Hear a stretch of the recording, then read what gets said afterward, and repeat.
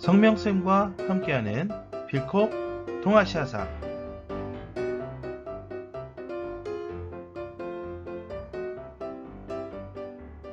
성명쌤과 함께하는 필콕 동아시아사, 오늘은 4차시 시작하도록 하겠습니다. 여러분 안녕하세요. 네, 잘 지냈어요? 주말은 잘 보냈고요. 자, 오늘 이제 4차시인데 이제 교과서로 보면은 이제 20쪽부터 이제 볼 거예요.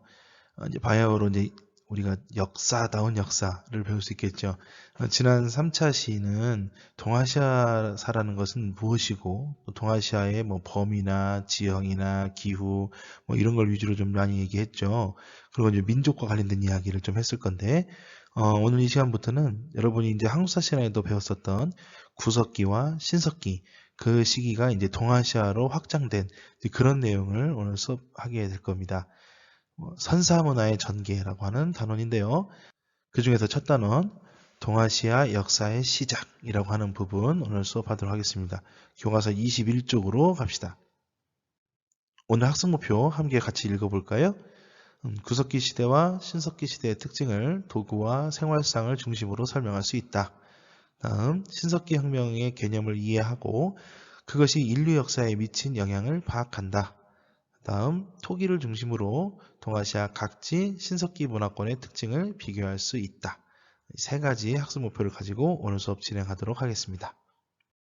지금 동아시아 지역에 인류가 거주하기 시작해서 대부분 지역에 사람이 머물게 된 것은 한 20만 년 전부터라고 추정이 되고 있습니다. 그 중에서도 중국에서는 시허우드 지역, 우리나라에서는 그 상원, 거무모르 동굴, 그다음에 경기도 연천의 전곡리, 이런 곳에서 구석기 시대 때부터 살고 있던 사람들의 흔적이 발견되곤 했습니다. 뭐 중국 같은 데는 뭐 위안모인이라든지 베이징인 뭐 이런 거 같은 이 호모 에렉투스들이 이렇게 좀 많이 발견이 됐었어요. 현생 인류죠.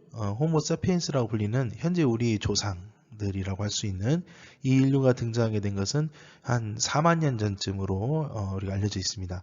그래서 후기 구석기 시대 때쯤으로 보고 있는데요. 중국 여러 지역에서도 이런 유적들이 발견이 되고, 우리나라에서는 공주에 있는 석장리 유적지, 그리고 청원군 이쪽 지방에서 많이 발견이 되고 합니다. 이때만 하더라도 한반도하고 일본이 육지로 좀 연결돼 있었어요. 이때 이제 빙하기 후기 때니까. 그래서 이제 육지로 연결돼 있을 때라서 일본 열도 같은 곳은 우리나라나 또는 이제 시베리아로부터 이 구석기 문물이 넘어간 것으로 추정하고 있습니다. 자, 그럼 본격적으로 구석기 시대와 신석기 시대에 대해서 이제 보도록 할 텐데요.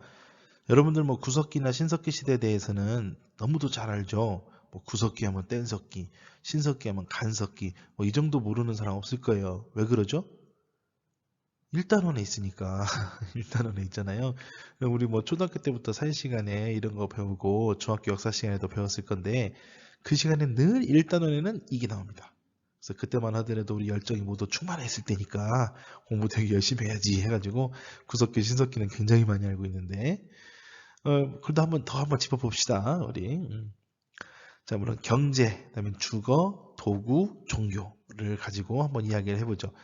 구석기 시대에는 주로 채집과 수렵, 그다음에 어로 활동들을 많이 했었죠.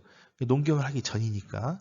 그래서 이제 이동 생활을 주로 했어요. 사냥을 하려면 일단 그 사냥감들이 이동하는 거에 따라서 같이 이동을 해야 되고, 사냥감들은 그럼 왜 이동을 하느냐? 주변에 먹이가 없으니까 먹이가 있는 곳으로 이제 이동을 하겠죠. 그래서 인간들이 사냥감을 따라서 이동을 하다 보니까 계속해서 이동하는 그런 생활을 하는 거예요. 그렇게 이동 생활을 하는데 집이 좋을 이유가 없잖아요. 그래서 임시로 머물 만한 곳, 그래서 뭐 동굴이나 바위근을, 네, 집을 짓더라도 막집 같은 걸 이제 지어가지고 이제 대강대강 그렇게 살았던 것이죠. 뭐 도구는 뭐 말할 것도 없이 뗀석기 이용한 걸로 우리는 잘 알고 있고, 이때부터 불을 이용한 것으로 우리는 알고 있죠. 하지만 이 구석기 시대에도 사람 사는 곳이라서 이런 종교, 뭐 완전한 종교, 신이 있고 우리가 그 신을 믿는 교리나 뭐 이런 것이 완성되지는 않았을 테지만, 초기 형태의 이 종교의 모습을 띠는 이제 그런 양식들이 많이 발견이 돼요. 대표적으로 뭐 동굴 벽화나 그다음에 바위 같은 데다가 뭐 들소, 그다음에 사냥 이런 것들을 사냥하는 이런 모습들을 그림으로 그려낸 것이죠. 이것은 물론 자기들이 했던 일을 기록하기 위해서 했을 수도 있겠지만 대체적으로는 이렇게 좀 사냥이나 좀 잘해서 오늘 내일 좀 배부르게 먹었으면 좋겠다. 오늘 배고프지 않았으면 좋겠다라고 하는 이 내일에 대한 사냥 성공의 기원을 담은 그런 의도로 볼 수가 있겠죠. 그러니까 초기 형태의 종교, 주술적인 의미를 가지고 있는 것이다 라고 우리는 판단을 합니다. 자, 이제 신석기 시대가 되면서 농경과 목축이 시작이 돼요.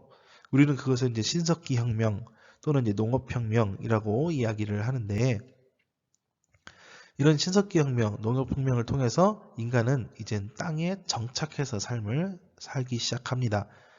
그런데 이제 농사를 잘 지을 수 있는 곳에서는 뭐 농경이 이루어지겠지만, 그러지 못하는 초원 지역에서는 농사를 잘 못 지을 테니까 유목이 발달하게 되겠죠. 그래서 동아시아를 좌우로 이렇게 딱 반으로 갈라서 위아래로 나눠보면은 북쪽 지역은 이제 주로 유목 생활을 할 것이고, 남쪽 지역에서는 농경 생활을 했던 특징을 우리 지난 시간에 이야기를 했었습니다. 그래서 이제 정착 생활을 하게 되니까 집을 이제 짓고 살아야겠죠. 그래서 좀 좋은 집을 좀 짓겠죠. 그래서 움집이라고 하는 집을 지어서 생활을 했고요. 주로 사용했던 도구는 간석기입니다. 이제 갈아서 뾰족하게 만들어 가지고 사용을 하는 것이죠. 돌뿐만 아니라 목기, 토기 이런 것들도 제작을 하고요. 동물의 뼈 또는 생선의 가시 이런 것들을 이용한 뼈도구도 만들어서 활용을 했었습니다. 신석기 시대의 종교는 주로 이제 자연물이나 자연 현상을 좀 숭배하는데요. 이런 것들을 애니미즘이라고 합니다. 예를 들면 저 높이 산이 있어. 근데 산이 굉장히 높고 아주 멋있게 웅장하게 생겼단 말이야. 그러면 그걸 보고 와, 저 산은 정말 멋있다. 두렵다. 저기 올라가기가 두렵다라고 하는 이런 두려움, 경외심이 생기거든요. 그래서 그것을 숭배하는 현상도 생기게 되고, 또는 뭐 비가 엄청 내린다든지 또 번개가 친다든지 홍수가 난다든지 이런 걸로 인해서 강이나 번개, 천둥 이런 것들을 숭배하는 그런 일들이 벌어지게 됩니다. 이런 것들을 애니미즘이라고 얘기를 하고요. 또 조상을 숭배하는 그런 신앙도 발달하게 되고, 또 특별히 자기가 사는 곳에서 좀 밀접한 영향력을 끼치는 그런 동물들을 숭배하는 그런 경향도 생깁니다. 이런 것들을 토테미즘이라고 하죠. 이런 것들을 하는 이유는 이제 농경과 목축을 하니까 풍성한 수확을 기원하기 위해서예요. 결국 이것도 주술적인 의미를 갖고 있는 일종의 종교라고 보는 것이죠. 자, 방금 이제 우리 구석기하고 신석기 문화의 특징에 대해서 간단하게 이야기를 했는데, 이제 본격적으로 신석기 문화에 대해서 이야기를 하도록 하죠. 교과서 24쪽입니다. 24쪽 같이 보시고요. 자, 24쪽하고 25쪽을 보면은 이렇게 지도가 하나 크게 그려져 있어요. 그래서 뭐 각종 무슨 문화 이렇게 써 있는데, 이런 것들 이제 정리를 한번 해보도록 하죠. 중원 지역의 이제 신석기 문화를 좀 보시면 문화가 어디서 형성이 됐는가에 따라서 크게 둘로 나뉘어집니다. 황하유역이냐 또는 창단강 유역이냐, 이쪽을 이제 보면 되는데요. 먼저 황하유역에 생겼던 신석기 문화를 먼저 보도록 하죠. 이 당시만 하더라도 주로 밭농사 위주로 농경을 좀 많이 했어요. 그러면 황하유역에 있었던 문화 보시면 먼저 양사후 문화를 먼저 볼 수 있겠습니다. 양사후 문화는 항화 중류 지역에서 생산된 문화고요. 주로 채도를 사용을 했습니다. 채도. 이 채도라는 말은 도자기 양식인데 색깔을 좀 칠해가지고 만든 도자기를 채도라고 해요. 그 중에서도 이제 출토된 것이 인면어 무늬 채도인데요. 이게 이제 인면어 무늬 채도거든요. 이렇게 색깔이 있는 그런 도자기, 그릇이죠. 이런 것들을 활용하는데, 어디 인면어가 있냐라고 하는데 가운데 보면 무늬가 좀 있어요. 좀 확대를 해볼게요. 자, 이렇게 확대를 해보면 눈, 코, 입이 있는 사람 얼굴을 하고 있는데 물고기야. 그런 무늬를 좀 사용을 했다고 하고요. 다음에 다원커브 문화 봅시다. 다원커브 문화. 지금 산둥반도 지역에 있는 문화인데요. 여기가 이제 황하 하류예요. 그래서 여기서는 이제 홍도하고 흑도인데 대충 짐작이 되죠. 홍도니까 붉은 도자기, 흑도는 검은 도자기. 해가지고 이렇게 홍도와 흑도가 이렇게 만들어지게 되고, 이 다운커 문화의 영향을 받았었던 이 룽산 문화, 물론 이 룽산 문화는 양사원 문화와 다운커 문화를 이제 섞어놓은 듯한 이제 그런 문화인데요. 그 문화의 영향을 받아서 흑도가 또 생겨나게 되고, 또 이제 좀 뭐랄까 좀 짬뽕이니까 약간 회도 같은 회색 도자기 같은 이런 토기 종류가 다양해지고 양도 늘어나게 됐다. 이때부터 이제 벼가 재배가 되고 양잡, 그러니까 누에고치를 이용한 이제 비단이 만들어지게 되는 것이죠. 양잡이 시작됐다고 하고요.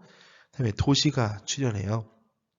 그래서 자기가 살고 있는 구역을 이렇게 울타리를, 아이고 카메라가 가는데, 울타리를 이렇게 쳐가지고 흙을 다져놓은 그런 성벽을 좀 만들어서 도시 형태가 만들어지게 됩니다. 창장강 유역으로 가게 되면은 허무드 문화라고 해가지고 이렇게 짐승 뼈나 나무 이런 것들로 만든 농기구가 등장을 하고요. 여기서 이제 벽시도 나와요. 우리 전에 이제 그 농경 얘기할 때 벽시 얘기했었는데, 벽시가 여기서 이제 출토가 되고, 그를 통해서 이때 벼농사를 했구나 라고 우리가 짐작을 해볼 수 있죠. 그리고 이 지역은 이제 고산가옥 생활을 좀 해요. 이렇게 좀 높게 올려가지고 높게 이렇게 올려서 고산가옥을 하는데, 그 이유는 날씨가 좀 더운 지역이거든요. 이 지역이 날씨가 덥고, 날씨가 더우면 이제 벌레도 좀 많기도 하고 또 습기가 아래에서 올라오기도 하거든요. 그러니까 이제 이것을 좀 띄워놔서 위아래 띄워놔가지고 그 아래에 공기가 통하게 해서 좀 시원하기도 하고 습기도 없애고 벌레가 또 올라오는 것을 막기도 하는 그런 용도로 고산가옥을 짓고 생활했다고 전해지고 있습니다. 자, 이번에는 만주 지역, 그다음에 한반도, 그리고 일본 열도의 신석기 문화에 대해서 보도록 하죠. 좀 우리하고 좀 익숙하죠. 우리에게 좀 친숙한 지역인데, 이 만주 지역, 랴오허강 유역 지역을 먼저 보도록 하죠. 이 랴오강 유역 지역에서는 홍산 문화가 일어나게 되는데요. 여기서는 이제 대규모의 신전 유적이 발견이 됩니다. 신전이 뭐 하는 데예요? 신을 모시고 기도를 하는 곳이 신전이죠. 종교가 좀 많이 발달했다는 걸 알 수도 있고, 그래서 이 시인을 모시기 위해서 만들었던 뭐 조각상 같은 것들도 발견이 돼요. 그래서 뭐 여신상이나, 그리고 용, 봉황, 그리고 멧돼지 모양의 옥으로 만든 그 도구, 이런 것들을 다 옥기라고 하는데, 옥기가 만들어져요. 주로 이런 것들은 이제 제사에 사용이 됐겠죠. 이런 유물들이 출토가 되었고요. 한반도 지역에서는 빗살무늬 토기가 발견이 돼요. 빗살무늬 토기를 사용한 것으로 이제 추정을 하고 있죠. 발견이 됐으니까. 근데 이게 우리 한반도에서만 쓴 것이 아니라 시베리아나 만주 등지에서도 사용이 됐어요. 이건 뭘 의미할까요? 시베리아, 만주, 한반도가 이 문화가 이렇게 전파가 되어 왔다는 거예요. 그것을 이런 토끼들을 통해서 알 수가 있겠죠. 그다음에 조, 피, 수수 같은 이런 반농사를 위주로 재배를 했었고요. 돼지나 개 같은 이 가축도 사육을 한 것으로 전해지고 있습니다. 뭐 식량을 얻는 주요 수단은 이때만 하더라도 사냥과 어로입니다. 농사가 막 그렇게 뭐 농경을 시작했다고 해가지고 생산물이 막 그렇게 막 많아져서 풍족하게 먹을 수 있는 그런 수준이 아니었기 때문에 주로 사냥이나 어로를 통해서 식량을 얻었다고 그렇게 전해집니다. 일본 열도에서는 이 당시에 이제 이 조몬 문화라고 해가지고, 조몬 문화라고 해서 꼭 그 뭐랄까요, 여러분 새끼줄이라고 들어봤어요? 이렇게 볏짚을 엮어가지고 만든 줄이죠, 줄. 집신 같은 거 만들 때 쓰는 그런 줄인데, 그런 새끼줄을 모양의 토기가 많이 제작이 됐어요. 그걸 조몬 토기라고 하는데, 여기 옆에 그림 보시면 빗살무늬 토기 옆에 보시면 이렇게 좀 특이한 문양을 띠고 있죠. 이 문양이 새끼줄 문양을 띠고 있다라고 해가지고, 이 조문이라는 말이 새끼줄 무늬라는 뜻의 승문이라고 하는 한자를 일본식으로 읽으면 이 조문이 됩니다. 여기서는 주로 이제 녹두나 표주박 같은 것들을 재배한 것으로 알려져 있고요. 여기서는 이제 본격적으로 농경이 시작되지는 않았다고요. 이 시기에는 본격적인 농경은 시작되지 않았고, 한반도에서 건너가면서 한반도에서 사람들 또는 이제 기술이 이쪽 일본 쪽으로 전파가 되면서 농경이 시작된 것으로 알려져 있습니다. 이 시대에도 역시 움집에서 많이 거주를 했고, 사냥, 어로 채집 등이 활발하게 진행이 되고요. 아까 얘기했던 이 조몬토기가 제작된 것으로 전해지고 있습니다. 오늘 수업 내용 매우 짧았죠. 좀 이렇게 양이 이렇게 많지는 않아요.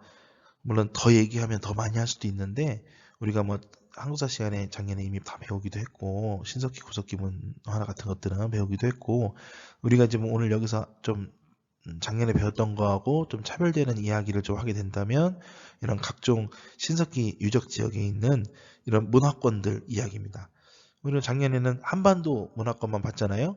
근데 지금 올해 동아시아 배울 때는 여러 문화권을 보는데 뭐 홍산 문화, 다운코우 문화, 양사오 문화, 뭐 허무드 문화, 그리고 한반도 각지에 있는 신석기 유적지, 그다음에 조몬 문화 이런 문화권들이 막 생겨난단 말이죠. 이게 조금 우리한테는 좀 뭐랄까 생소할 거예요. 그래서 우리는 이제 공부를 할 때 이제 이렇게 생소한 지역을 조금 눈여겨볼 필요가 있습니다. 아, 이런 문화들이 있구나. 그러면 우리 지도를 통해서 볼 수 있는 이런 문화권들 특징을 한번 보죠. 지금 여러분 화면에 보면 신석기 문화권이 쭉 있는데요. 색깔이 좀 뭐랄까 주황색 색깔 칠해져 있는 그런 곳들입니다. 특징이 좀 어떤가요? 공통점이 뭔가요? 네, 공통점은 강유역이라는 거예요. 특히 큰 강. 큰 강 유역에서 이런 것들이 생겨나게 됐다. 이런 문화권들이. 그럼 왜 또 큰 강 유역이냐? 강 유역에 사람들이 모이는 이유가 뭐라 그랬죠? 농사를 짓기 위해서. 농사를 지으려면 물이 필요하니까.